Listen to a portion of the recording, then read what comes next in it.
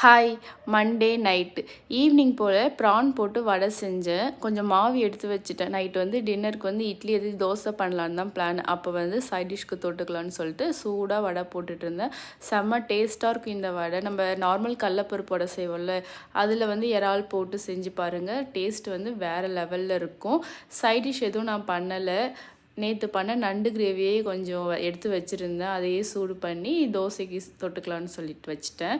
மாவு வந்து கடையில் தான் வாங்கினேன். புளிக்கல போல். தோசை சுடவே முடியல. ஒரு மாதிரி தோசை வந்து பெரட்டி பெரட்டி வந்துட்டு இருந்துச்சு. நானும் செவக்குன்னு பார்த்தா சுத்தமாக கலர் கொஞ்சம் கூட சேஞ்ச் ஆகவே இல்லை.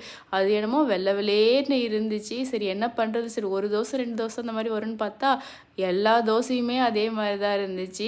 சரி நமக்கு இன்றைக்கி கிடைச்சது இந்த வெள்ளை தோசை தான் சொல்லிட்டு வடை, அப்புறம் நண்டு கிரேவி, தோசை எல்லாத்தையும் வச்சு தான் இன்றைக்கி டின்னர் நாங்கள் முடிச்சிட்டோம். அதுக்கப்புறம் கொஞ்சம் பட்டாணியும் ஊற வச்சுட்டேன். தேங்க்யூ ஃபார் வாட்சிங். பாய்.